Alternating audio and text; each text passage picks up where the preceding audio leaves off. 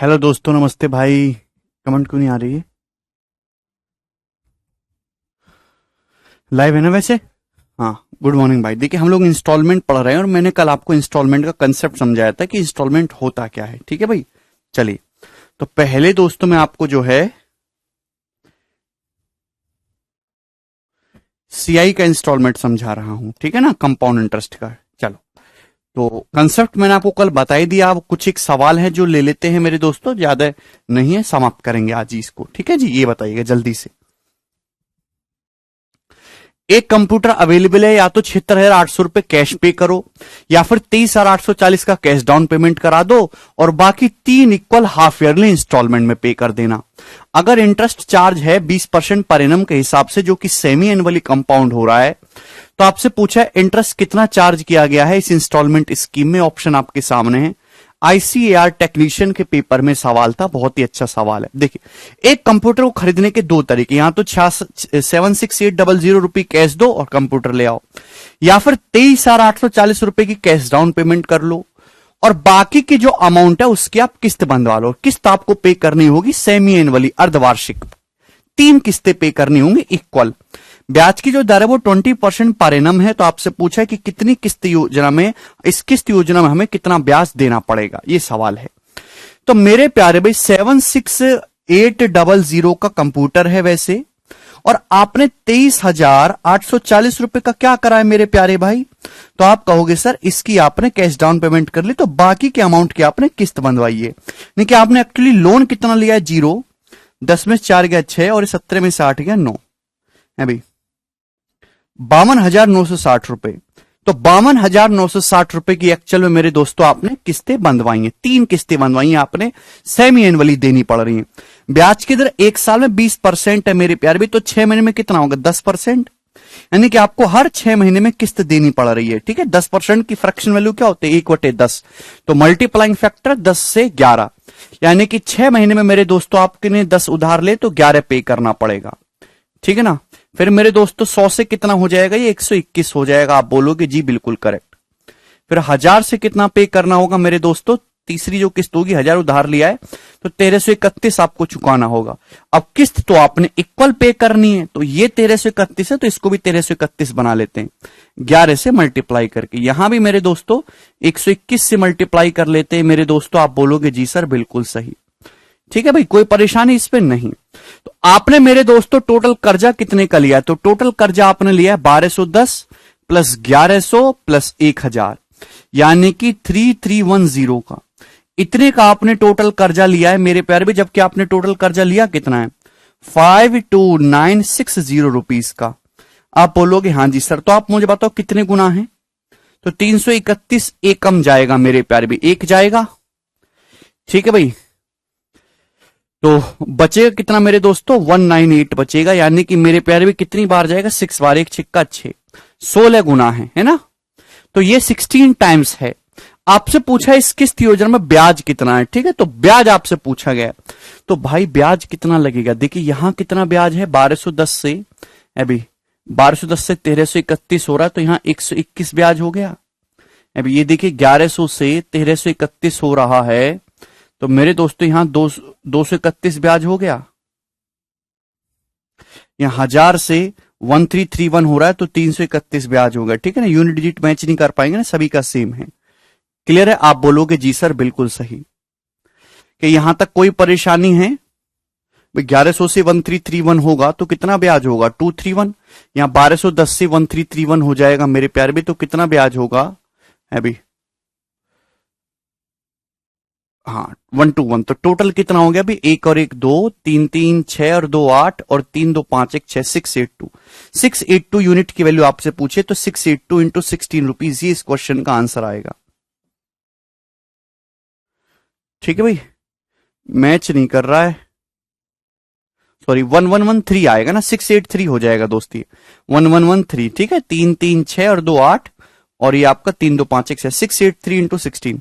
तो unit digit तो मेरे दोस्तों आपका 8 ही रहेगा। उसके बाद अगर देखेंगे तो 16 48 का 8 हासिल 4, तो 16 8 128 और 4 132 2 आएगा, यानी कि 2 आना चाहिए। तो ये वाला ऑप्शन आपका करेक्ट हो जाएगा, सी ऑप्शन। ठीक है ना। आप यहां पे डिजिटल सम वगैरह भी लगा सकते हैं, लेकिन आपको कैलकुलेशन तो इसमें इतनी करनी ही पड़ेगी। ठीक है भाई, कर लोगे अब इस टाइप का सवाल?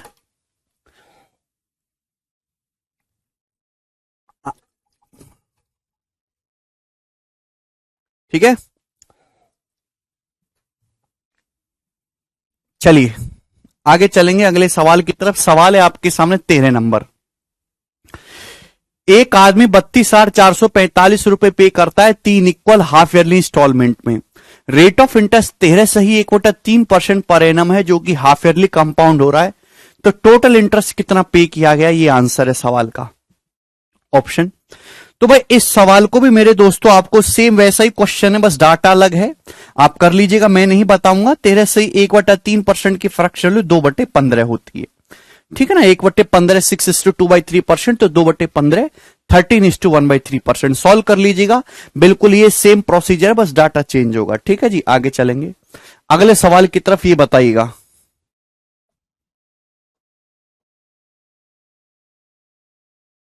करो।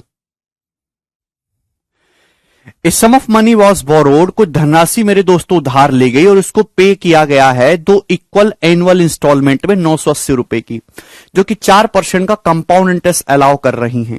द सम बोरोड वॉज, कितना सम उधार लिया गया है, ऑप्शन आपके सामने और अप्रोक्स में बताना है।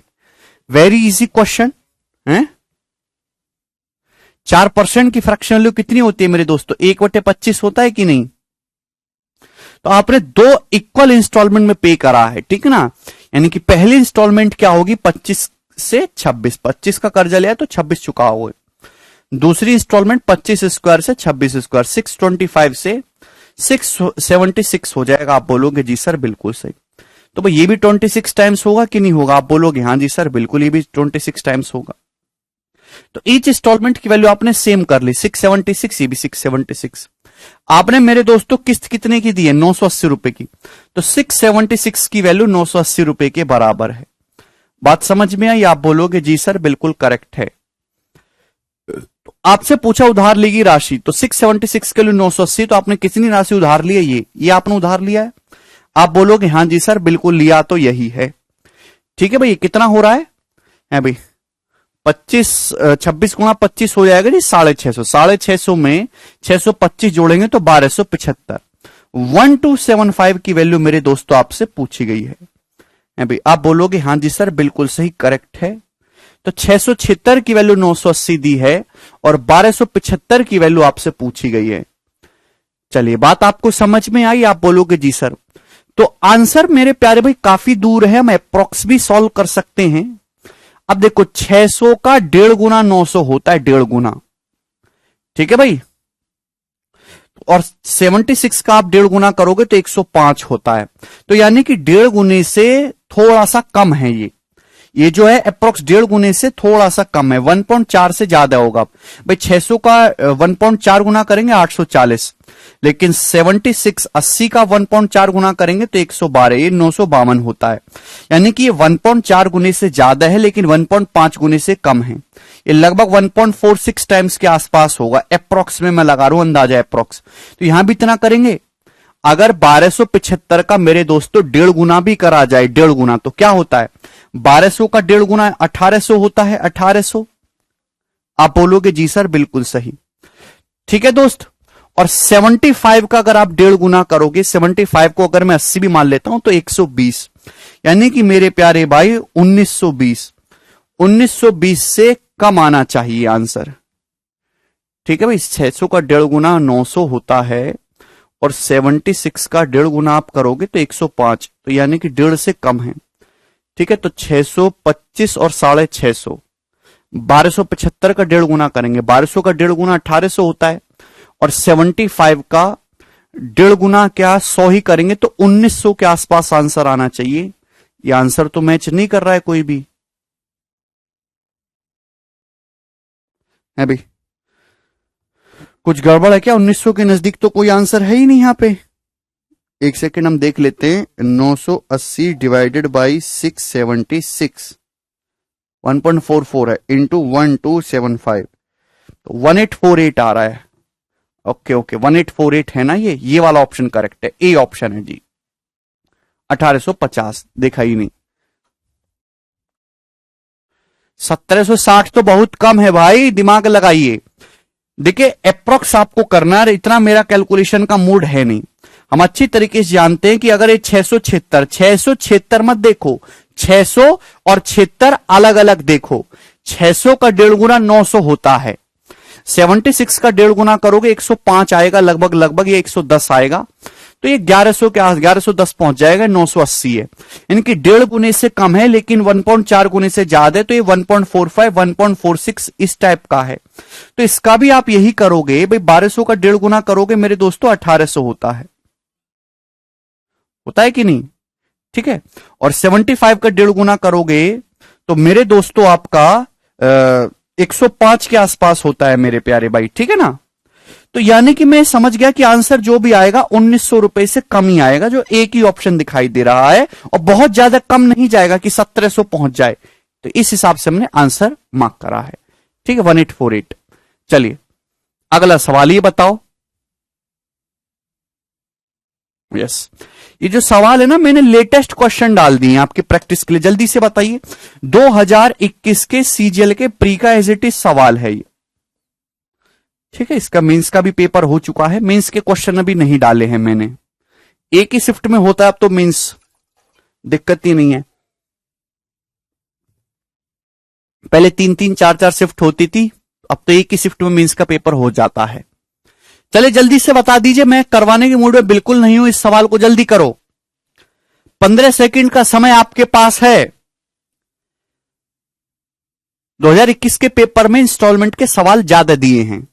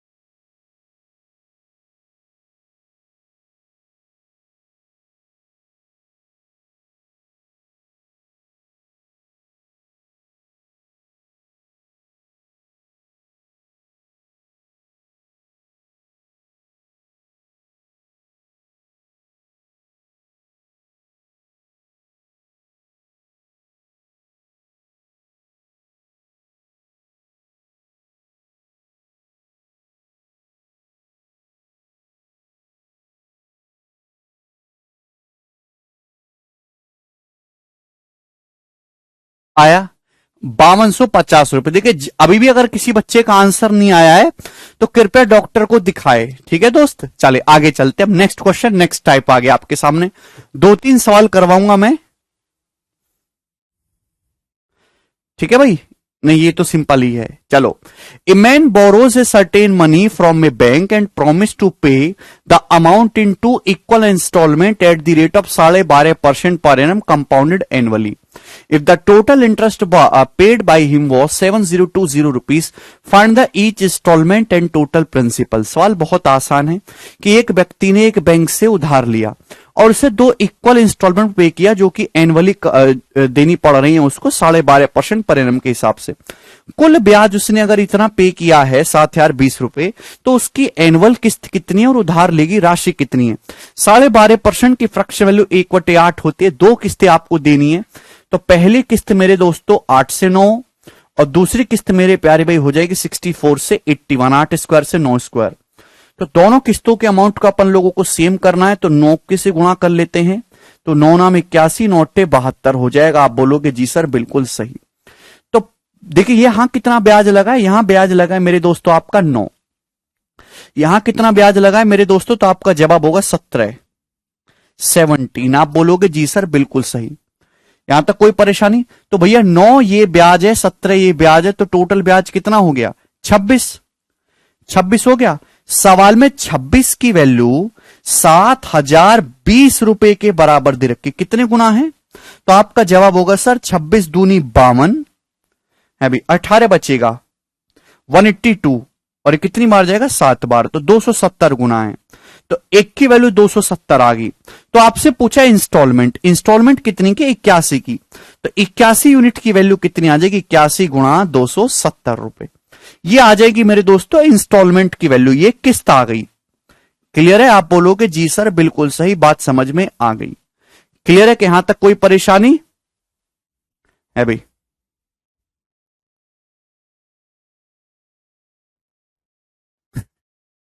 ठीक है, तो ये तो किस्त आ गई। आपसे पूछा उधार लेगी कुल राशि भी बतानी, तो उधार लेगी कुल राशि कितनी है? ये है, ये उधार लेगी कुल राशि है।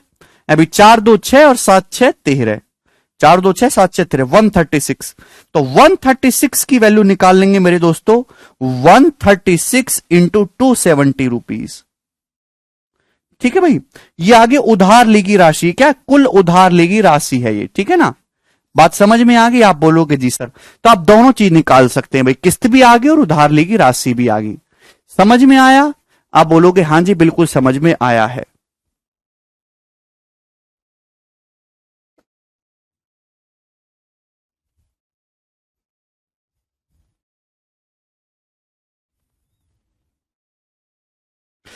ठीक है, गुणा कर लेंगे, आ जाएगा मेरे दोस्तों।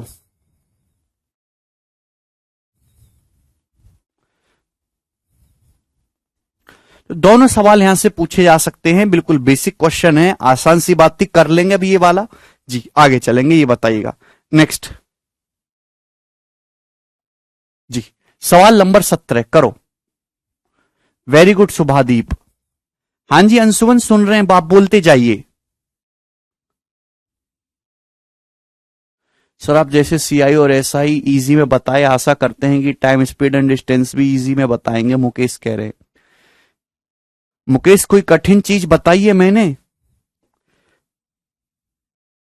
मैंने आपको जो भी टाइप समझाया, मैंने कोशिश ये करी है कि मैं उसका स्मार्टेस्ट सॉल्यूशन बताऊं, आपको सबसे बेस्ट अप्रोच बताऊं। मैंने आपको ट्रिकें रटवाई नहीं है कि ये रट लो तोते की तरह, क्योंकि मुझे पता है आज के जमाने में वो किसी काम का नहीं है, क्योंकि आज भाषा पे ध्यान दिया जाता है ना? 7-8 साल पहले जो है लैंग्वेज का उतना दौर नहीं था, है ना? फिक्स लैंग्वेज के सवाल आते थे, बिल्कुल डिट्टो लैंग्वेज के। लेकिन आज लैंग्वेज का बहुत महत्व है, तो उसमें आप रट के काम नहीं कर सकते तोते की तरह। 136 कैसे? देखो उधार लेगी राशि है ना, इनको जोड़ देंगे, 72 प्लस 64 136 आ गया राम। चलिएगा, ये बताइए 17 नंबर।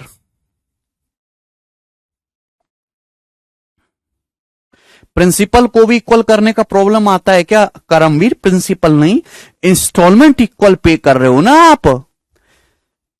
हर इंस्टॉलमेंट एक सर्टेन कर्जे को उतारती है, वो तो कर इंस्टॉलमेंट आप अलग अलग समय पर दे रहे हो, तो कर्जा भी अलग अलग उतरेगा, तो आपको इंस्टॉलमेंट सेम करना है। रोहित कह रहे हैं सर टी शर्ट में गोल्ड लगा हुआ है क्या? हाँ यार लगवाया था, ठीक लग रहा है। A man buys a scooter on making a cash down of rupees 16,224 and promises to pay to more yearly installment of equivalent amount in next 2 years. ठीक है ना? यहां पे ये लिख लीजिए, ये लिखना मिसिंग रह गया।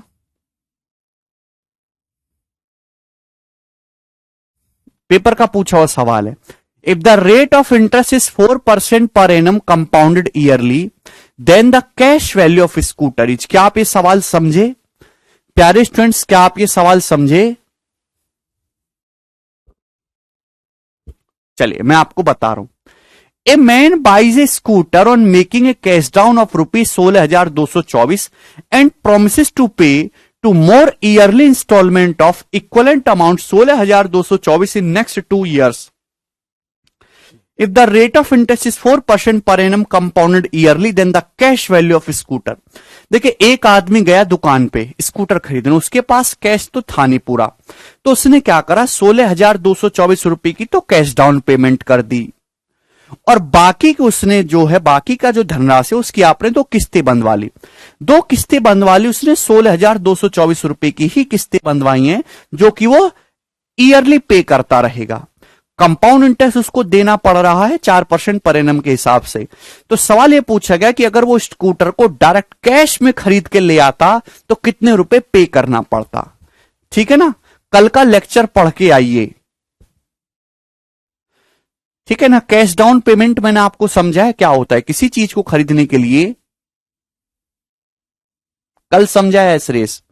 किसी चीज को खरीदने के लिए जो मिनिमम आपको अमाउंट पे करना पड़ता है वो कैश डाउन पेमेंट होता है। ठीक है ना, तो एक आदमी ने 16,224 रुपए का अग्रिम भुगतान किया कि भाई 16,224 रख लो, बाकी पैसा मेरे पास नहीं है भाई, उसकी मैं तुमको किस्त में दे दूंगा, दो किस्त दे दूंगा, 16,224 की दो किस्त देनी पड़ी है उसको। ब्याज की दर 4% यानी कि 1/25 है मेरे दोस्तों। क्लियर है? तो आपसे पूछा स्कूटर का नकद प्राइस कितना है, तो आप ये पता लगाइए मेरे प्यारे भाई कि दोस्तों कि आपने किस्त जो है कितने पैसे की बनवाई है, कितनी धनराशि की बनवाई है। अब 1/25, देखिए पहले किस्त 1 साल के बाद दी जाएगी। 1 साल के बाद देने का मतलब कि अगर आपने 25 का कर्जा लिया है तो आप 26 रुपए की किस्त दोगे। दूसरी किस्त 2 साल बाद दी जाएगी। 2 साल बाद देने का मतलब 25 स्क्वायर से 26 स्क्वायर। अगर आपने 626 कर्जा लिया, 625 कर्जा लिया है तो 676 की किस्त देनी पड़ेगी। मतलब ये जो 676 की दूसरी किस्त है ये 625 के कर्जे को उतार रही होगी। ये 26 की जो किस्त है 25 के कर्जे को उतार ली होगी। किस्त आप बराबर दे रहे हो तो यहां भी 26 से गुणा कर लोगे मेरे प्यारे भाई, तो 26 गुणा 26 ये भी 676 हो जाएगा। तो मेरे प्यारे भाई यहां 26 से गुणा करेंगे, 25 गुणा 26 650 हो जाएगा। तो आपने किस्त को सेम कर लिया। ये 676 की जो पहली किस्त दी है 1 साल के बाद, ये 650 का कर्जा उतारेगी। ये 676 की जो किस्त है ये 2 साल बाद दी गई है, 625 का कर्जा उतारेगी। आपने प्रत्येक किस्त कितने की दी है, 676 की 2 किस्तें दी हैं और दी कितनी है, 16,224 रुपए की बच्चों। तो हमारे प्यारे स्टूडेंट्स ये बताइए कि कितने गुना है, जवाब दीजिए स्टूडेंट्स कितने गुना है। तो आपका जवाब होगा सर 2 गुना 12। ठीक है ना, है भाई 1362 हो जाएगा ना ये, अच्छा 1352 सॉरी। तो मेरे प्यारे भाई फिर ये 6 बचेगा, 6 चौक 24 जाएगा। ठीक है ना, तो 24 टाइम्स है। आप बोलोगे जी सर बिल्कुल करेक्ट है, ये 24 गुना है। सभी को बात समझ में आ गई? आप बोलोगे जी। तो प्यारे बच्चों अगर ये 24 गुना है तो आपने कर्जा कितने का लिया, आपने ये कर्जा लिया ना 650 और 625, ये कर्जा आपको चुकाना पड़ा किस्त दे दे के, तो आपने कर्जा इतना लिया होगा। ये कितना है दोस्तों, 1275, 1275। आप बोलोगे हाँ जी सर बिल्कुल करेक्ट। तो 1275 यूनिट की वैल्यू क्या है, तो आपका जवाब होगा सर 1275 इंटू 24 रुपए। आप बोलोगे जी सर बिल्कुल सही, बात एकदम समझ में आ गई। तो 1275 की आपको गुणा करनी है 24 में। तो भाई 1200 का 24 गुना करते हैं, 1200 का 24 गुना, तो 12 12 में 144, 144 का दुगुना ये 28,800 हो गया। अब देखिए 75 का 24 गुना करते, 75 का 24 गुना, ठीक है ना। 75 में से अगर 25 निकालने, 24 में से 4 निकालने तो 100 हो जाएगा। तो 3 बचेगा मेरे दोस्तों और यहां से 6 बचेगा 1800, तो 1800 बचेगा। 75 गुणा 24 1800। आप बोलोगे जी सर बिल्कुल करेक्ट है। तो 0 0 8 8 16 का 6, हाथ से ले 8 1 9 1 10 की 0 2 1 3, 30,600 रुपए। तो आपने 30,600 रुपए की किस्तें बनवाई। आपने जो कर्जा लिया है बच्चों वो कितना लिया होगा, 30,600 रुपए कर्जा लिया होगा। इसी 30,600 रुपए कर्जे को आपने 16,224 रुपए की 2 किस्तें देके जमा करा है साल दर साल। समझ में आया? आप बोलोगे जी बिल्कुल करेक्ट। अजीत कह रहे हैं सर अगर इंस्टॉलमेंट टाइम पर ना दिया जाए तब क्या होगा। अगर इंस्टॉलमेंट टाइम पर ना दिया जाए तो आपकी वो चीज भी कुर्क की जा सकती है। अभी आपने स्कूटर खरीदा, हो सकता है बैंक के गुंडे आए और आपकी जो है बैंक वाले बंदे आए वो आपकी स्कूटर को उठा के ले जाए, लेकिन वो तब है जब आप बहुत परेशान करोगे बैंक वालों को। अदरवाइज एक फाइन लगा देते हैं, एक छोटी सी पेनल्टी लग जाती है बस, ठीक है ना। लेकिन पिछले 3-4 साल से हमारे देश की आर्थिक स्थिति लगातार खराब हो रही है। अमीरों की तो बढ़ रही है, जो मिडिल क्लास है उनकी स्थिति खराब हो रही है। हर आदमी ने कर्जा ले रखा है भाई, किसी ने गाड़ी के लिए, किसी ने मकान के लिए, किसी ने फ्लैट के लिए, किसी ने अपनी बेटी की शादी के लिए, किसी ने बच्चों को पढ़ाने के लिए। तनख्वाह पड़ी नहीं, महंगाई ज्यादा बढ़ गई है। तो कोरोना के टाइम में तो बिल्कुल कमर टूट गई, कोई भी आदमी समय से किस्त नहीं दे पाया। सरकार ने भी थोड़ी बहुत रियायत करी, लेकिन सबको फाइन देना पड़ा है। तो 30,600 रुपए की तो आपने मेरे दोस्तों कर्जा लिया है। आपसे पूछा स्कूटर का नगद भुगतान, एक्चुअली 30,600 रुपए की तो आपने किस्तें बंधवाई हैं, ठीक है ना। ये तो आपने कर्जा लिया था एक तरीके से, लेकिन 16,224 रुपए तो आपको कैश डाउन पेमेंट भी करना पड़ा है, वो तो देना ही पड़ेगा। तो अगर आप स्कूटर को नगद खरीदना चाहते हो तो आपको इतने पैसे पे करने होंगे, प्लस 16,224 भी करोगे तो कितना आएगा, 46,824 रुपए। तो 46,824 रुपए आपको पे करने होंगे अगर आप स्कूटर को नगद कब खरीदना चाहते हैं।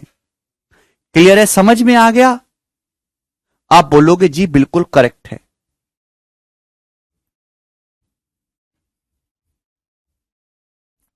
पूजा कह रहे हैं सर स्टूडेंट को नहीं मिलता लोन इजीली। पूजा स्टूडेंट पे किसी को भरोसा नहीं है।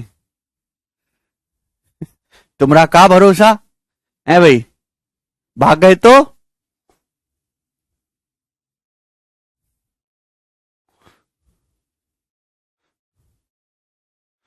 स्टडी भाई मजाक मत करो। समझ में आ गया, कर लोगे। आप बोलोगे जी सर ओढ़ ओढ़ के कर लेंगे। ये बताइए अगला क्वेश्चन। नेक्स्ट सवाल नंबर है आपके सामने 18 जी, जवाब दीजिएगा दोस्तों, जल्दी से करिए। 18 नंबर,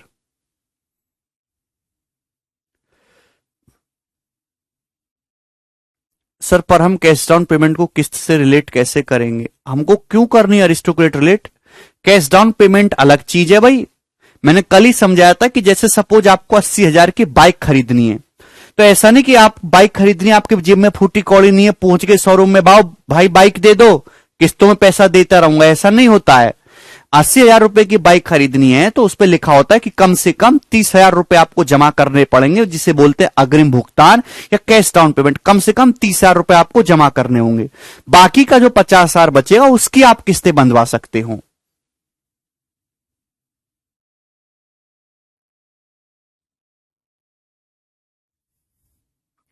चलिए जी, नेक्स्ट टाइप आपके सामने आएगा। 2 क्वेश्चन लूंगा, ठीक है दोस्त। मेरे प्यारे भाई क्वेश्चन दोनों ही बहुत आसान हैं और कभी कभी पेपर में एक आध बार आए हैं, ठीक है, लेकिन दोनों ही प्रीवियस ईयर के क्वेश्चन हैं। आसान है, आपको थोड़ा दिमाग से सोचना है। देखिएगा, Subhash purchased a refrigerator on the terms that he is required to pay ₹1500 cash down payment, followed by ₹1,020 at the end of first year, ₹1,003 at the end of second year, and ₹990 at the end of third year. Interest is charged at 10% per annum, compound interest है। What the total interest paid for the refrigerator? क्या आप ये सवाल समझे होंगे। भाई सुभाष ने एक फ्रिज खरीदा इस शर्त पर कि मेरे दोस्तों कि 1,500 रुपए का उसे कैश डाउन पेमेंट करना है। 1,500 रुपए का तो कैश डाउन पेमेंट करना है। और भैया लेकिन उसके बाद फर्स्ट ईयर के एंड में, 1 साल के एंड में उसे 1,020 रुपए पे करने होंगे। 1,500 रुपए तो फिलहाल तुरंत के तुरंत देना है अभी, फिर बाकी का 1 साल बाद कितना पे करना होगा उसे, 1,020 रुपए पे करना होगा। आप बोलोगे जी सर बिल्कुल सही। 1,003 eight the end of second year, second year के एंड में 1,003 रुपए पे करना होगा, यानी कि शुरुआत से 2 साल के बाद। फिर थर्ड ईयर के एंड में 990 रुपए पे करना होगा, यानी कि शुरुआत से 3 साल के बाद 990 रुपए पे करना होगा और रेफ्रिजरेटर उसका हो जाएगा। बात समझे कि 1,500 रुपए तो तुरंत नगद दो और 1 साल बाद 1,020 देना, उसके 1 साल बाद 1,003 देना, उसके 1 साल बाद 990 देना, रेफ्रिजरेटर आपका हो जाएगा। ठीक है ना। जो ब्याज आप ले रहे हो वो 10% पर एनम के हिसाब से ले रहे हो, 10% की फ्रैक्शन लो 1/10। तो आपसे पूछा रेफ्रिजरेटर के लिए कुल कितना ब्याज दिया गया है। कंपाउंड इंटरेस्ट 1/10 है। 1/10 का मतलब ये है भाई ब्याज की दर 1/10 है, इसका मतलब ये है कि एक साल में 10 रुपए का कर्जा 11 बन जाएगा मेरे प्यारे भाई, ये तो मतलब है। ब्याज की दर 1/10 होने का मतलब यह है मल्टीप्लाइंग फैक्टर 11/10। अगर आपने 10 रुपए का कर्जा आज लिया है तो एक साल बाद 11 रुपए आपको पे करना होगा, यही मतलब है प्यारे स्टूडेंट्स। ये रिवर्स क्वेश्चन है, उल्टा सॉल्व करना है सवाल। अगर आज आपने 10 का कर्जा लिया है तो एक साल बाद 11 जब पे करना होगा, ये मतलब है। या फिर मैं ये कहूं कि आज अगर आप पे 11 का कर्जा है तो एक साल बाद 10 जमा कर देते तो कोई दिक्कत नहीं होती, कर्जा आपका उतर जाता। अगर, या मैं इसको ऐसे भी तो कह सकता हूं, अगर आज आप पे 11 का कर्जा है, एक साल बाद अगर आपने 10 रुपए दे दिया होता, जमा कर दिया होता, तो आज आप पे 11 का कर्जा होता नहीं। यही तो मतलब है बच्चों, यही तो मतलब है इस बात का। अगर आज आप पे 11 का कर्जा है, इसका मतलब कि अगर आपने एक साल पहले 10 रुपए जमा कर दिया होता तो आप पे 11 का कर्जा आज होता नहीं। ठीक है भाई, तो आप इसको रिवर्स शुरू करो। यहां से देखो, यहां से एक साल बाद आपको 990 रुपए चुकाने, एक साल बाद 990, एक साल बाद 990 चुकाने, 11 की वैल्यू 990, तो 10 की वैल्यू कितनी हो जाएगी 900, 90 गुना है।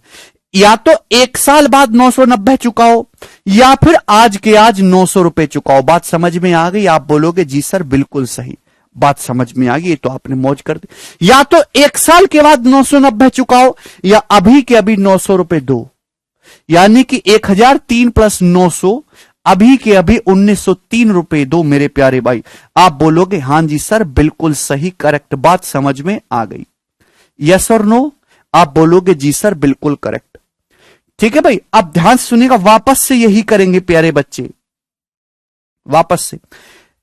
एक साल बाद 1903 चुकाना है, या तो एक साल बाद 1903 दो, 11 की वैल्यू 1903 है, कितने गुना है 11 कम 11, 8 0, 11 7 77, 11 3 33, 173 गुना, तो ये भी 173 गुना होगा 1730।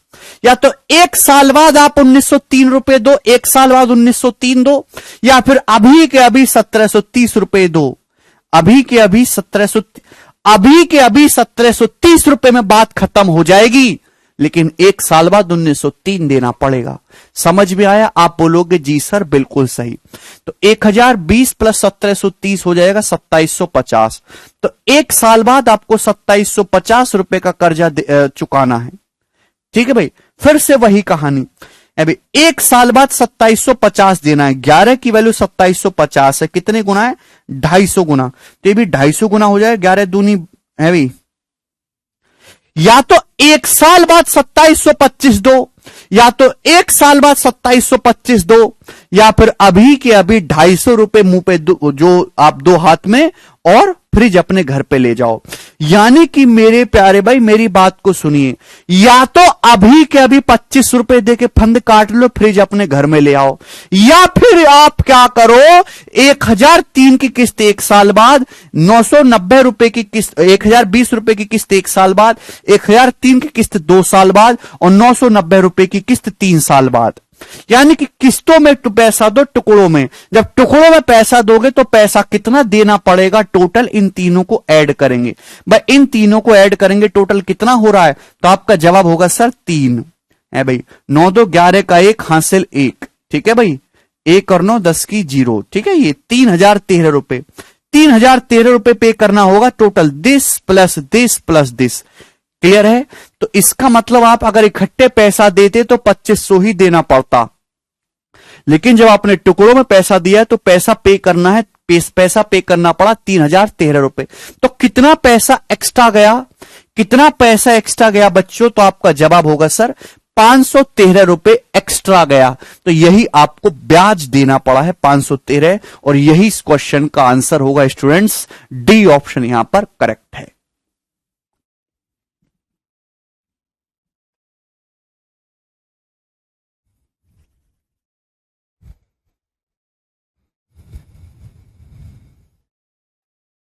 यस इस्माइल।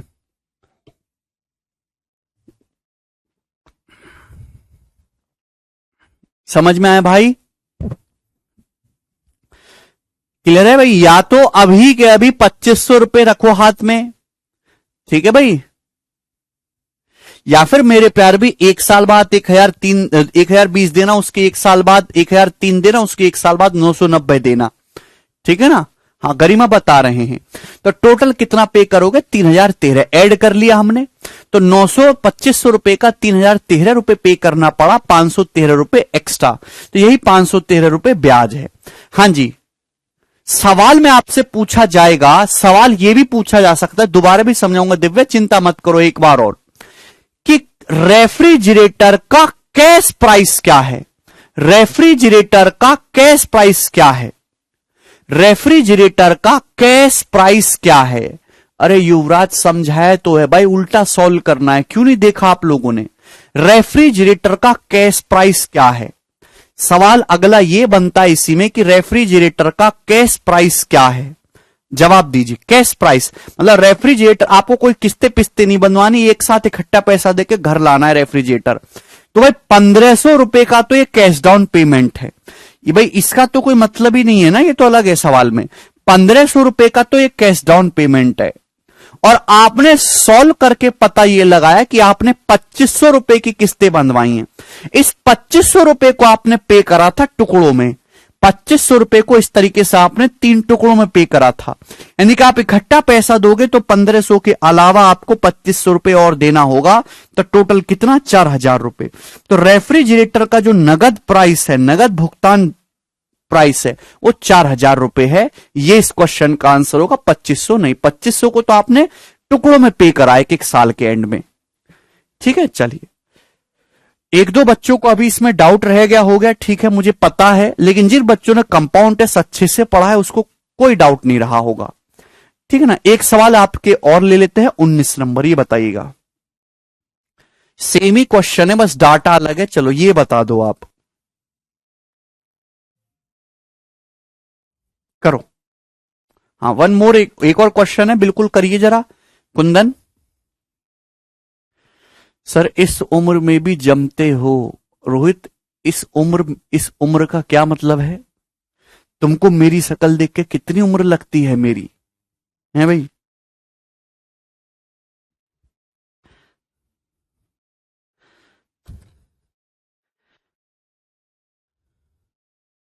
अब मैं कौन सा बूढ़ा हो गया हूं, हैं?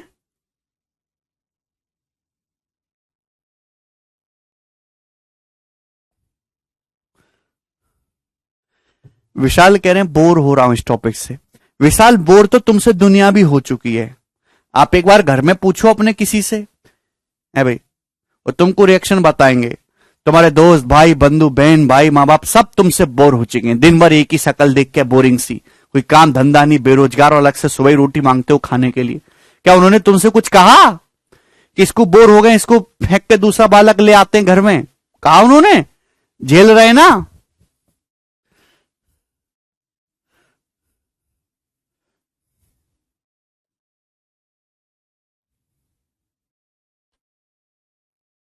ऐसे ही इसको झेलो।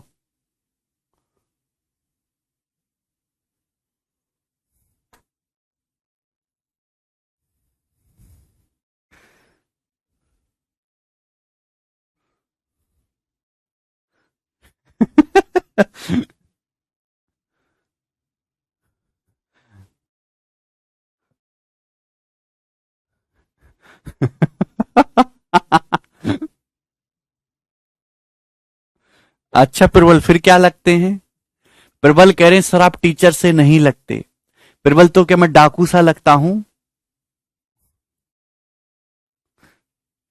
वैसे तो मेरी इच्छा बन थी कि मैं ददुआ डकैत की तरह बनूं, कितना रोमांच है उस काम में।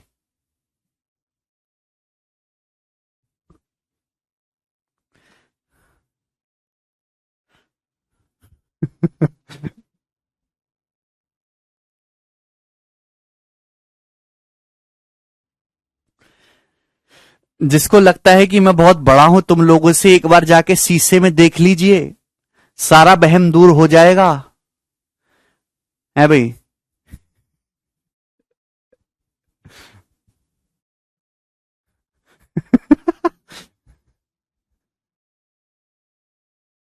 ₹4500। वेरी गुड, वेरी गुड मेरे प्यारे बच्चों, आंसर के रुझान आने शुरू हो गए हैं। Very good. चलिए, Rajesh purchased a television which cost ₹13,240 on the terms that he is required to pay some cash down payment.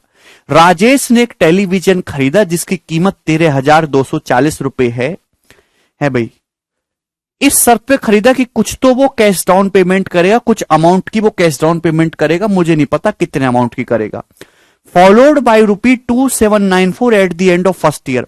First year के एंड में ₹2794 जमा करने हैं, सेकेंड ईयर के एंड में ₹6292 जमा करने हैं, और थर्ड ईयर के एंड में मेरे दोस्तों ₹1331 जमा करने हैं।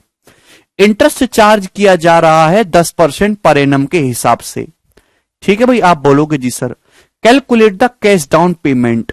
तो आपसे पूछा है मेरे प्यारे बच्चों कि कैश डाउन पेमेंट कितने की है।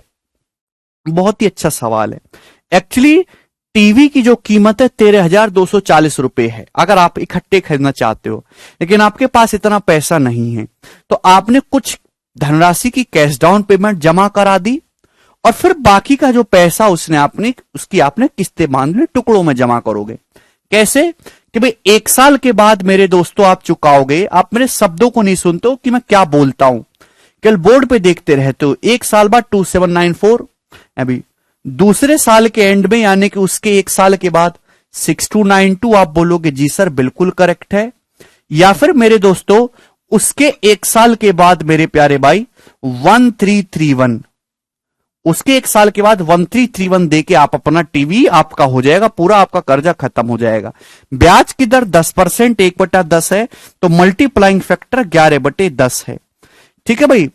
तो भाई ये पैसा आप चुका रहे हो टुकड़ों में, मुझे निकालना है कि ये पैसा अगर मैं ऐसे ना देके अगर एक बारी में इकट्ठा दूं, अगर मैं एक बार में मेरे दोस्तों ये पैसा इकट्ठा दूं तो कितना पे करना पड़ेगा, मुझे ये पता लगाना है। समझ में आया? आप बोलोगे हां जी सर बिल्कुल सही। 6296 नहीं है, 6292 है। Okay okay.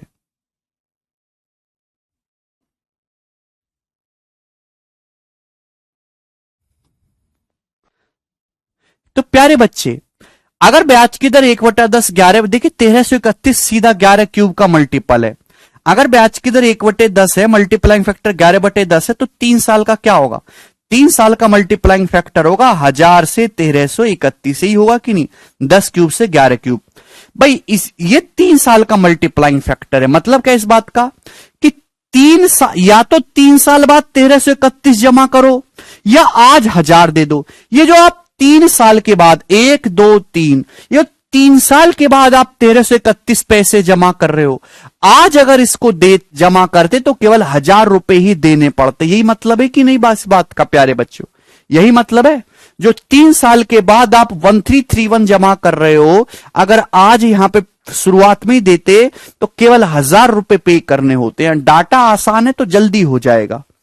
क्लियर है? आप बोलोगे जी सर बिल्कुल करेक्ट है। आप 10:11 का यूज करके भी कर सकते हो, जैसे पिछले सवाल में किया। ये एक और एक 2 साल बाद आप 6292 दे रहे हो। 2 साल का मल्टीप्लाइंग फैक्टर क्या है? 10 स्क्वायर से 11 स्क्वायर, यानी कि 100 से 121। यानी कि अगर आपके पास 100 रुपए का कर्जा है तो 2 साल बाद आपको 121 चुकाना होगा। 121 की वैल्यू सवाल में बच्चों कितनी दी है? 6292 रुपीज दी है। कितने गुना है? 121 पंजे 605, 24 बचेगा, दूनी है भी 242 है ना, दूनी जा रहेगा, तो 100 की वैल्यू 5200।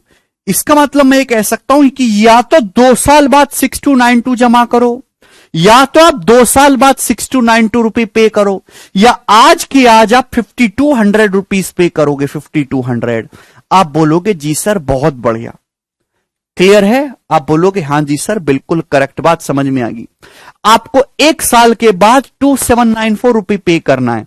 ब्याज की दर 1/10 है, यानी कि 10 से 11। अगर आपने 10 कर्जा लिया है तो 1 साल बाद 11 पे करना पड़ेगा। 11 की वैल्यू स्टूडेंट सवाल में 2794 है, कितने गुना? 11 दूनी 22, 5 9, 11 पंजे 55, 11 चौक 44, 254 टाइम्स। तो ये भी 254 टाइम्स होगा 2540। आप बोलोगे जी सर। भाई या तो एक साल के बाद आप 2794 दो, या अभी के अभी मेरे दोस्तों, अभी के अभी 2540 दो। क्लियर है? आप बोलोगे जी सर बिल्कुल सही। यानी कि टुकड़ों में पैसा देते तो इतना इतना देना पड़ता, लेकिन इकट्ठे एक साथ पैसा दोगे तो केवल इतना देना पड़ेगा। अभी 4 0, 5 2 7, 5 और 1 6 2 8, 8740 रुपीज। तो यानी कि केवल 8740 रुपए देकर हम, मेरे प्यारे बच्चों, आपका काम चल सकता है। यानी कि जो आपने कर्जा लिया होगा, ठीक है भाई, जो आपने जो 3 किस्तें बंधवाई हैं ना, ये जो 3 किस्तें आप पे कर रहे हो एक एक साल में, वो आपने 8740 रुपए के अमाउंट की बनवाई है, 8740 के अमाउंट की बनवाई है। लेकिन आपसे ही नहीं पूछा, सवाल में पूछा कैश डाउन पेमेंट क्या है। तो कैश डाउन पेमेंट कैसे निकालेंगे? एक्चुअल में मेरे प्यारे में टीवी का जो नगद प्राइस था, जो टेलीविजन का नगद प्राइस था, वो 13,240 रुपए था। लेकिन आपके पास इतना पैसा था नहीं, तो आपने कुछ की तो कैश डाउन पेमेंट कर दी, और बाकी धनराशि की आपने कर्जा लेके किस्तें बनवा ली 3। पहली किस्त इतने की, दूसरी इतने की, तीसरी इतने की। तो आपने फिर कैश डाउन पेमेंट कितना किया होगा? यानी कि आपने जो कर्जा लिया है, इतने का कर्जा लिया है 8740 का। तो 13,240 में से 8740 आप घटाएंगे, ठीक है भाई, तो कितना आ जाएगा मेरे दोस्तों? 45 रुपए। तो 4500 रुपीज का मेरे प्यारे भाई आपने नगद भुगतान, अग्रिम भुगतान किया होगा, इस ये कैश डाउन पेमेंट होगी। ये आंसर है, माइनस कर देंगे। क्लियर है? ठीक है। आपसे यहां इंटरेस्ट भी पूछा जा सकता है कि इंटरेस्ट कितना पे किया गया है। भाई इन तीनों किस्तों के सम में से, और ये इसका डिफरेंस ले लीजिएगा, वो आपका डिफरेंस आ जाएगा। कर लोगे दोस्तों अब ये सवाल? नेक्स्ट करेंगे, सवाल है जी आपके सामने यहां पर 20 नंबर। चलिए जवाब दीजिए दोस्तों।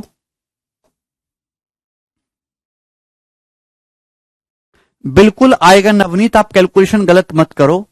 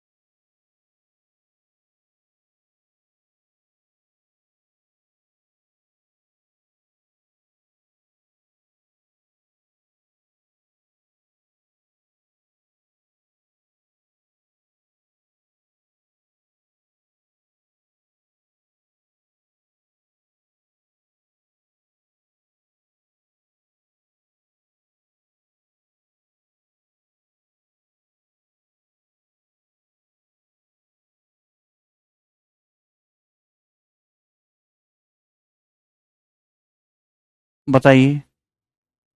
कुंदन कह रहे हैं सर आप एक ब्रांच मुखर्जी नगर में चलवा दो। काय की ब्रांच विशाल आईसीआर स्टैंड में 48/100 आ रहा है सर जी, हो जाएगा क्या? नहीं होगा विशाल। चलिए जवाब दीजिए। अरे ऐसा क्वेश्चन तो करवाया है। ए पर्सन टू के लोन ऑफ 6,000 रुपए फॉर 3 years। एक आदमी ने 6,000 रुपए का लोन लिया 3 साल के लिए eight 5% per annum compound test, 5% के कंपाउंड टेस्ट पे। He repaid rupees 21,100 in each of the first 2 years। वो 2100 रुपए पे करता है मेरे दोस्तों इन ईच ऑफ फर्स्ट 2 year, पहले 2 सालों में, यानी कि पहले 2 वर्षों में प्रत्येक किस्त में 2100 रुपए चुकाए। The amount he should pay at the end of 3rd year to clear all is डेप्ट। तो 3rd year के एंड में अपना कर्जा खत्म करने के लिए उसे कितने रुपए चुकाने होंगे? क्या आप सवाल समझे? देखिएगा, जैसे भाई एक आदमी ने 6,000 रुपए का कर्जा लिया, आप बोलोगे जी सर ब्याज की दर है 5% जो कि कंपाउंड इंटरेस्ट है। तो आप मुझे बताओ, ध्यान से सुनेगा, 6,000 रुपए का कर्जा लिया है तो आप बताओ एक साल में 5% ब्याज लगेगा तो एक साल बाद कितना हो जाएगा? एक साल में 5% ब्याज लगेगा। 6,000 का 5% 300 होता है, 300 ब्याज लगेगा तो 6,300 हो जाएगा कि नहीं हो जाएगा एक साल के बाद? तो एक साल के बाद आपका कर्जा हो जाएगा 6,300, लेकिन आपने उसमें से 2,100 रुपए चुका दिए। अगर आपने 2,100 रुपए चुका दिए तो बचा कितना? 4,200। तो अब आपका कर्जा केवल 4,200 रुपए बचा स्टूडेंट, 4,200 रुपीज बचा। ठीक है ना, कर्जा एक साल के बाद आपका 4,200 रुपीज बचा। अब इस 4,200 रुपीज पर भी एक साल में 5% ब्याज लगेगा कि नहीं लगेगा? है भाई, कंपाउंड इंटरेस्ट में तो ब्याज अमाउंट पे लगता है। 4,200 का 5% कितना होता है? 210 रुपए। 210 रुपए 10% 420, उसका आधा 210। तो 4,200 में 210 ऐड करोगे 4,410 रुपए। तो एक साल के बाद 4,410 रुपए हो जाएगा आपका अमाउंट। लेकिन 4,410 रुपए में से स्टूडेंट 2,100 रुपए आपने चुका दिया। 2,100 रुपए की 2 किस्तें चुकाई है ना, तो यानी कि आपका कर्जा बचेगा कितना? 2,310 रुपए कर्जा बचेगा प्यारे बच्चे, 2,310 रुपए आपका कर्जा बचेगा। 2310। आप बोलोगे जी सर बिल्कुल सही, यही है। तो भाई इस 2310 पर भी एक साल का ब्याज लगेगा कितना? 5%। तो 2,310 का 10% होता है 231।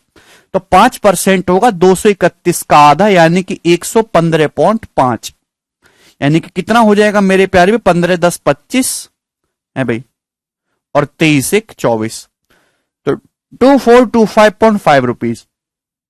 यानी कि 3rd year के एंड में, तीसरे साल के एंड में आपके ऊपर इतना कर्जा रहेगा। तीसरे वर्ष के एंड में आपके ऊपर जो कर्जा रहेगा बिल्कुल ये 2425.5 रहेगा। तो आपसे सवाल में ये तो पूछा है कि 3 साल के एंड में उसे कितनी राशि चुकानी चाहिए अपना कर्जा खत्म करने के लिए।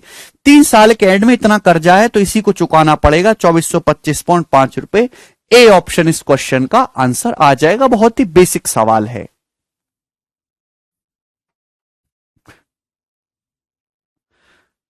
समझ में आ गया? किसी बच्चे को इसमें कोई डाउट तो नहीं है? ठीक है, तो ये स्टेप बाय स्टेप करना है सवाल, ठीक है ना। ये रियल लाइफ का क्वेश्चन है, रियल लाइफ में भी आपको आगे जाके ऐसी कैलकुलेशन करनी पड़ेंगी। चलिए अगला सवाल दीजिए 21 नंबर।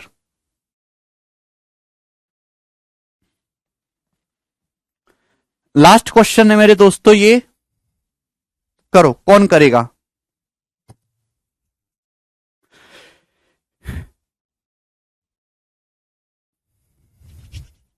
बताएंगे aristocrat. A person borrowed a certain sum at 10% per annum for 3 years। एक आदमी ने कुछ धनराशि उधार ली 10% पर एनम के हिसाब से 3 साल के लिए। इंटरेस्ट जो है वो एनुअली कंपाउंड होता है, वार्षिक संयोजित होता है। Eight the end of 2 year, 2 years के एंड में ही रिपेड ए सम ऑफ 6634। उसने 6634 रुपये रिपे कर दिए। And eight the end of 3rd year, 3rd year के एंड में ही क्लियर्ड ऑफ हिज डेप्ट। उसने अपना डेप्ट क्लियर कर लिया 13,200 रुपए पे करके। What was the sum borrowed by him. तो उसके द्वारा उधार ली गई राशि कितनी थी? ऑप्शन आपके सामने है, जवाब दीजिएगा। देखिए दोस्तों, अगर ब्याज की दर 10% है 1/10, तो मल्टीप्लाइंग फैक्टर होगा 11/10।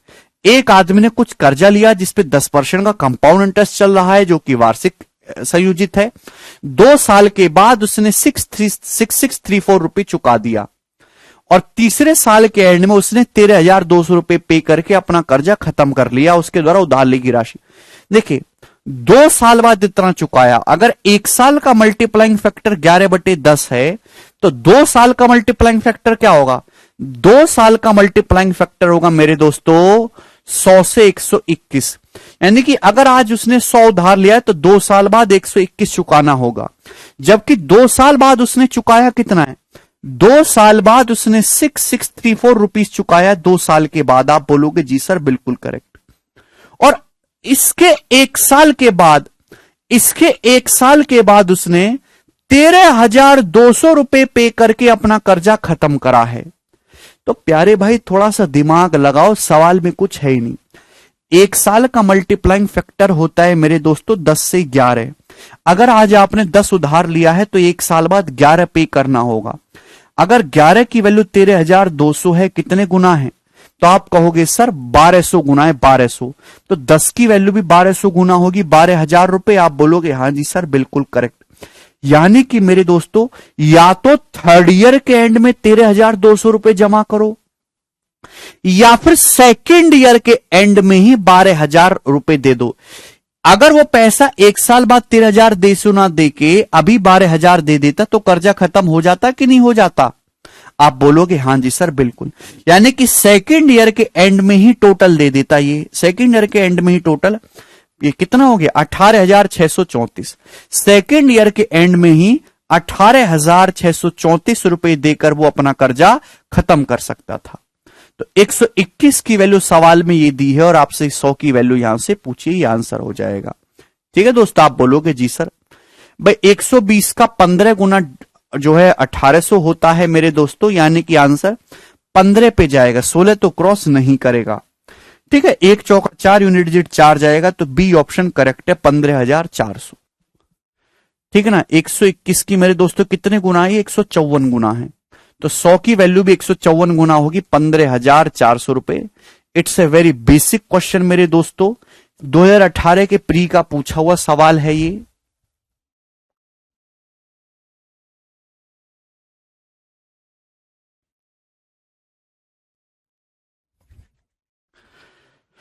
ठीक है ना, यूनिट डिजिट 4 आएगा, 1 चौका 4।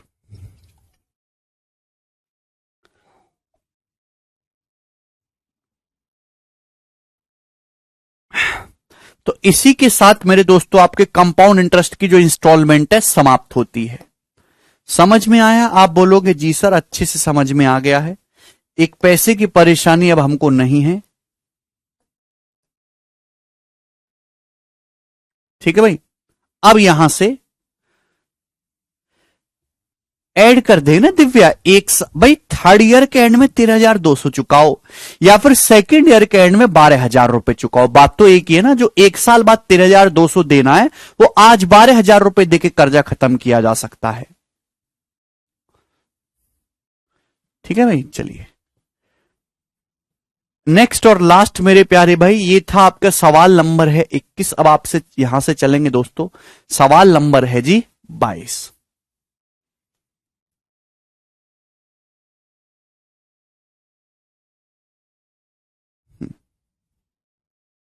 सिंपल इंटरेस्ट की मेरे प्यारे भाई किस्त ना। अब हम बात करेंगे सिंपल इंटरेस्ट की इंस्टॉलमेंट के बारे में। ठीक है ना, साधारण ब्याज की किस्तों के बारे में। आप बोलोगे जी सर बिल्कुल सही, बहुत बढ़िया। ठीक है, चलेगा। उससे पहले एक बहुत इंपॉर्टेंट और एक आसान सा टाइप है जो पेपर में बार बार आता है मेरे दोस्तों, उस पर चर्चा करेंगे, सिंपल इंटरेस्ट का ही। ठीक है, चलिए शुरू करते हैं मेरे प्यारे भाई। ठीक है ना, इस टाइप को देखते हैं पहले, उसके बाद सिंपल इंटरेस्ट की इंस्टॉलमेंट का बेसिक मैं आपको समझाऊंगा। चलो, गिरी ने 16,000 रुपए उधार लिए पीएनबी बैंक से सिंपल इंटरेस्ट पे। आफ्टर 3 ईयर 3 साल के बाद उसने 7,000 रुपए मेरे दोस्तों पे कर दिए। And eight the end of 7 year 7 साल के एंड में उसने 12,570 रुपए पे करके अपना लोन खत्म कर लिया। तो आपसे पूछा है कि बैंक द्वारा चार्ज किया गया इंटरेस्ट रेट क्या है। चलिए ये सवाल है। एक्चुअली मेरे दोस्तों सिंपल इंटरेस्ट में जब आप अपना कर्जा चुकाते हो, थोड़ा जो आप कर्जा चुकाते हो वो आपके प्रिंसिपल, जो आपका प्रिंसिपल है ना, उसको कट ऑफ करता है। भाई सिंपल इंटरेस्ट में जो ब्याज होता है वो किस पे लगता है? प्रिंसिपल पे लगता है, उसमें तो ब्याज पे ब्याज लगता ही नहीं। तो जब आप पैसा चुकाते हो वो आपके प्रिंसिपल को कट ऑफ करता जाता है। ठीक है ना, ध्यान से समझने की कोशिश करिएगा। इस सवाल में कुछ भी नहीं है, बस आपको ये बात समझनी है कि अगर मैं आपसे, भाई रेट ऑफ इंटरेस्ट क्या होता है? रेट ऑफ इंटरेस्ट होता है 100 रुपए पर 1 साल का ब्याज। 100 रुपए पर 1 साल का जो भी ब्याज होगा वही आपका रेट ऑफ इंटरेस्ट होगा। यही रेट ऑफ इंटरेस्ट की परिभाषा है। ये बात समझ में आ गई? चलिए, तो दोस्त अगर मैं आपसे कहूं कि किसी धनराशि पर, 7,000 रुपए पर 7,000 रुपए पर 3 साल तक ब्याज लगा, या फिर मैं आपसे कहूं 7 या 21,000 रुपए पर 1 साल तक ब्याज लगा, सिंपल इंटरेस्ट, दोनों बराबर हैं। क्या इन बातों में कोई फर्क है?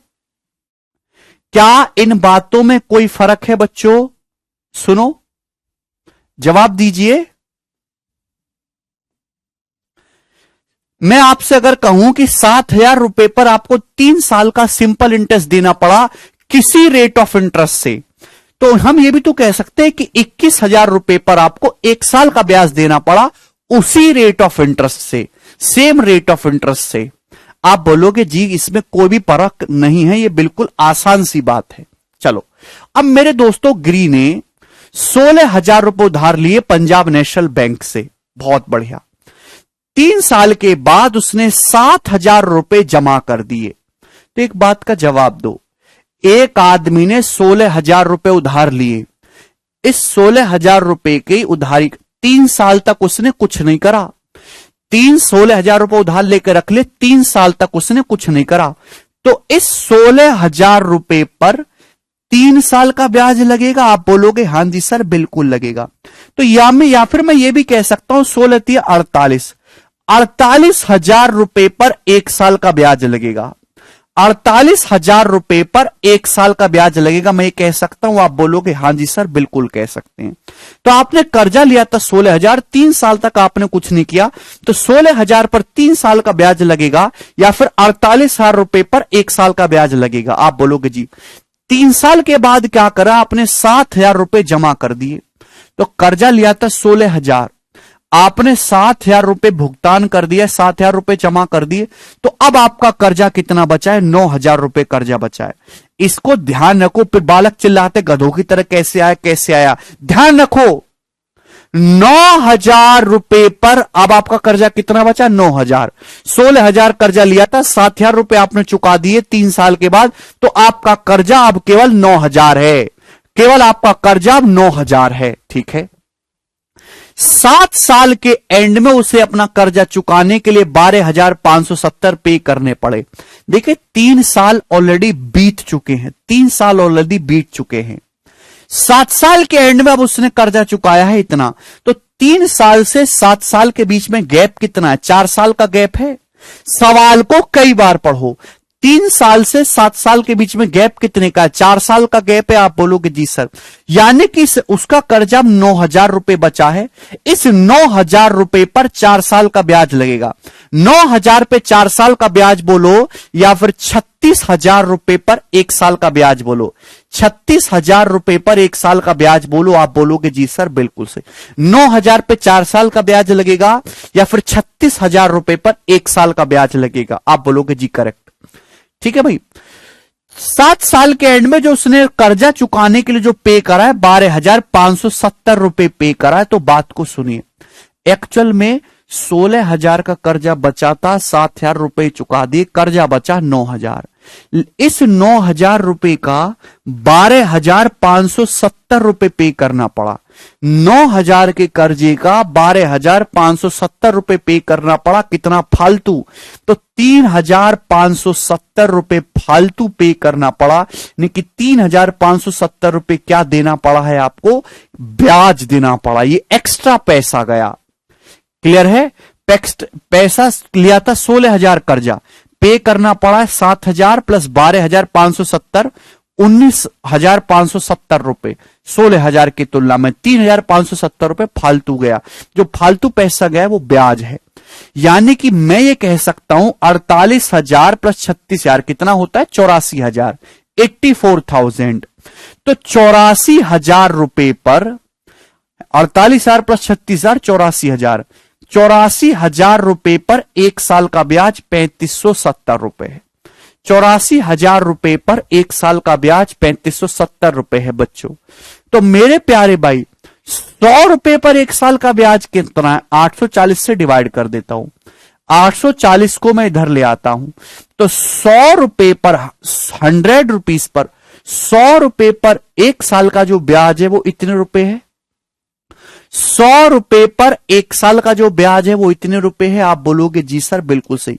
कितना हुआ भाई? 0 से 0 कट जाएगा, 7 से चला जाएगा, 7 पंजे 35, 7 एकम 7, ठीक है भाई।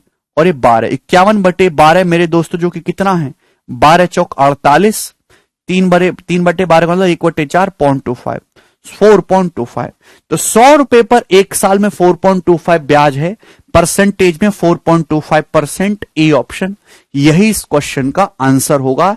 It's a very very basic question. Simple interest की सेकंड शीट जो करवाई थी मैंने आपको, उसमें भी ऐसे एक आध सवाल मैंने करवाया है। मुझे लगता है सभी बच्चों के समझ में आया होगा। आसान सा सवाल था स्टूडेंट्स।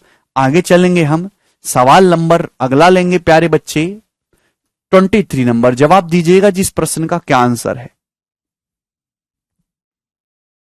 करो।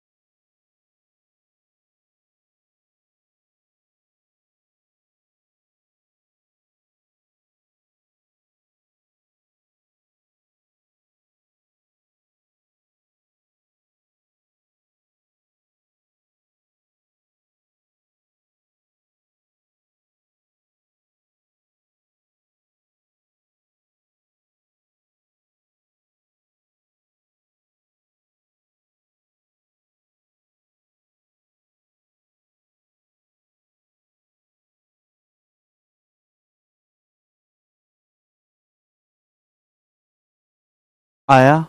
अरे वाह, आप तो समझदार हैं यार, इतनी जल्दी आंसर कैसे निकाल ले रहे हैं। हमें तो भरोसा ही नहीं हो रहा आप लोगों पे। अंकित ने 15,000 रुपए उधार लिए बैंक से, और ठीक है कोई दिक्कत नहीं, सब उधार लेते हैं। एंड रिटर्न 650 रुपए आफ्टर 6 ईयर, 6 साल के बाद 6,500 रुपए रिटर्न कर दिए। आफ्टर 10 साल फ्रॉम स्टार्टिंग, स्टार्टिंग से 10 साल के बाद उसने 13,460 रुपए पे करके कर्ज से मुक्त हो गया, अपना अकाउंट सेटल कर दिया। ठीक है भाई। What was the rate of interest? Rate of interest क्या था?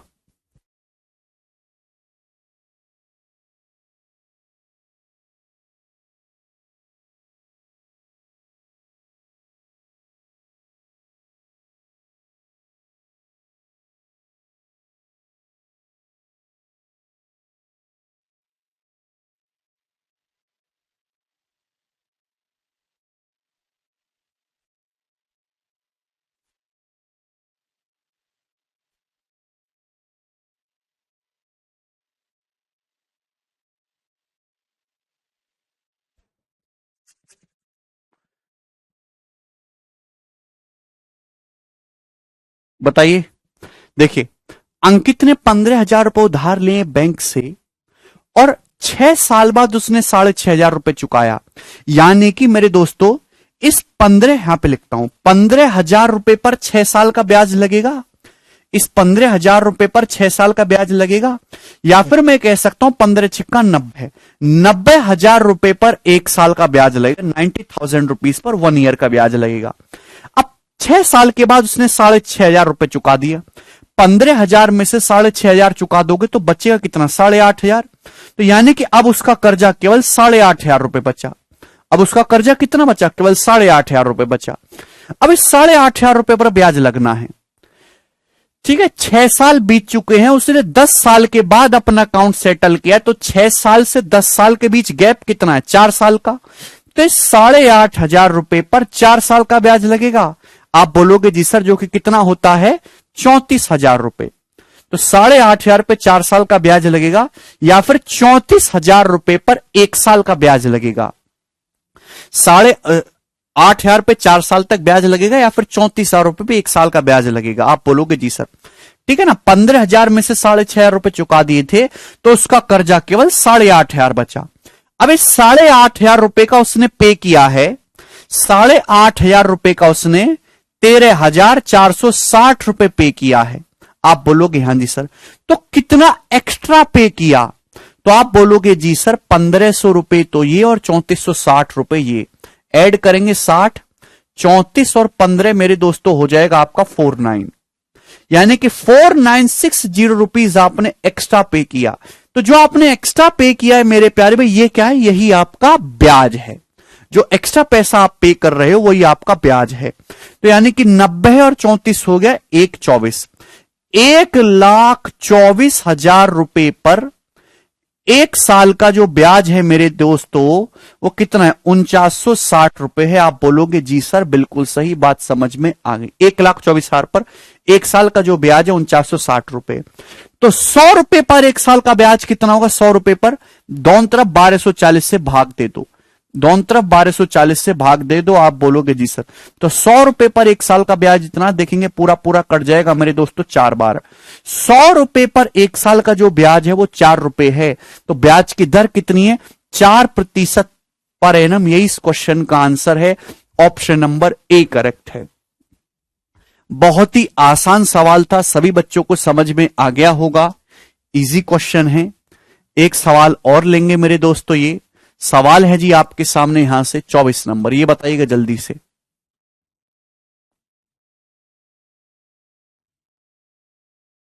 करो। बिल्कुल नहीं है गणेश, बिल्कुल भी नहीं। एक आदमी ने 10,000 रुपए उधार लिए बैंक से सिंपल इंटरेस्ट पे। ठीक है दोस्त, आप बोलोगे जी सर, बिल्कुल करेक्ट है। एक आदमी ने 10,000 रुपए उधार लिए हैं मेरे दोस्तों बैंक से सिंपल इंटरेस्ट पे। 2 साल के बाद उसने 3,000 रुपए पे कर दिए हैं, और 5th ईयर के एंड में, 5 साल के एंड में उसने 2,500 रुपए पे कर दिए हैं। ठीक है, 7th ईयर के एंड में उसने 6,720 रुपए पे करके अपना जो है ड्यू क्लियर कर लिया। तो आपसे पूछा रेट ऑफ सिंपल इंटरेस्ट क्या है? मणिकांत घटाया है, फिर से देख लीजिएगा। एक आदमी ने 10,000 रुपए का कर्जा लिया, 2 साल के बाद 3,000 रुपए चुकाया, यानी कि 10,000 रुपए का 2 साल तक कुछ नहीं करा। तो इस 10,000 रुपए पर 2 साल तक कुछ नहीं करा, तो 10,000 रुपए पर 2 साल का ब्याज लगेगा। या फिर मैं कह सकता हूं 20,000 रुपए पर 1 साल का ब्याज लगेगा। आप बोलोगे जी सर, बिल्कुल करेक्ट। अब 10,000 में से 2 साल के बाद 3,000 रुपए चुका दिए, तो कर्जा कितना बचा? 7,000 रुपए का कर्जा बचा, 7,000। अब क्या करा? 5 साल के एंड में 2,500 रुपए चुकाए। तो 2 साल और 5 साल के बीच में कितना गैप है? 3 साल का गैप है। तो इस 7,000 रुपए पर 3 साल का ब्याज लगेगा कि नहीं लगेगा? आप बोलोगे जी सर, बिल्कुल करेक्ट। 7,000 पे 3 साल का ब्याज लगेगा, या फिर 21,000 रुपए पर 1 साल का ब्याज लगेगा? 21,000 पे 1 साल का ब्याज लगेगा, ठीक है ना। तो उसका कर्जा था 7,000, 10,000 में से 3,000 चुका देंगे, कर्जा कितना बचा? 7,000। अब इस 7,000 में से 2,500 रुपए और चुका दिए, तो बचा कितना कर्जा? 4,500। 4,500 रुपए पे ब्याज लगेगा? आप बोलोगे जी सर। 7 साल के एंड में उसने 6,720 रुपए चुकाए, तो भाई 5 साल और 7 साल के बीच में कितने का गैप है? 2 साल का गैप है। तो इस 4500 रुपए पर 2 साल का ब्याज लगेगा। 4500 पे 2 साल का ब्याज बोलो या फिर 9000 रुपए पे 1 साल का ब्याज बोलो। आप बोलोगे जी सर बिल्कुल करेक्ट। तो 9000 पे मेरे प्यारे भाई 1 साल का ब्याज लगेगा। ठीक है, तो मेरे दोस्तों आपका कर्जा कितना था? 4500 कर्जा बचा था आपका 4500। 10,000 में से 3000 चुकाया, 7000 रह गया। 7000 में से 2500 चुकाया, 4500 रह गया। तो आपका कर्जा रह गया था 4500। लेकिन इस 4500 का आपको पे करना पड़ा है 6720 रुपए। 4500 का आपको 6720 रुपए पे करना पड़ा। कितना एक्स्ट्रा पे करना पड़ा? 2220। 2220 रुपए एक्स्ट्रा पे करना पड़ा है। तो जो एक्स्ट्रा गया है वही तो आपका ब्याज है। जिसके बात ना समझ में आती तो जोड़ लो। आपने पैसा कितना पे किया? दिस प्लस दिस ये पे किया, तीनों को जोड़ लो टोटल 10,000 का इतना पे करा। 2220 रुपए फालतू आएगा। तो 2220 रुपए फालतू गया, ये आपका ब्याज है। यानी कि 20 प्लस 21 प्लस 9 कितना हो गया? 50,000 रुपए। 50,000 रुपए पर स्टूडेंट्स 50,000 रुपीज पर 1 साल का जो ब्याज है वो 2220 रुपए है। तो परसेंटेज में कितना है भाई? 100 रुपए पर कितना है? आप बोलोगे जी सर बिल्कुल 100 रुपए पर करना है तो बटे कितना हो जाएगा? 500। तो मेरे प्यारे भाई 0 से 0 चला जाएगा। ये फ्रैक्शन में दे रखा है, 2 से काट लेंगे 111/25। तो 111/25 रुपए परसेंटेज में आ जाएगा डायरेक्ट। 100 रुपए पर 1 साल में कितना में? 25 चौका 100, 4 सही 11/25%। ए ऑप्शन यही इस क्वेश्चन का आंसर है। बहुत ही बेसिक सा सवाल था, 1 भी रुपए की इसमें परेशानी नहीं है। ठीक है दोस्त, अगला सवाल लेंगे। सवाल है प्यारे भाई आपके सामने यहां पर अब 25 नंबर। ये बताइएगा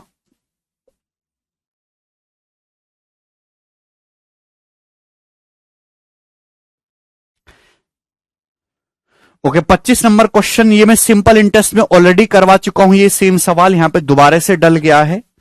ठीक है ना, 25 नंबर क्वेश्चन में ऑलरेडी करवा चुका हूं। सवाल करेंगे हम लोग 26। ही बताइएगा जल्दी से।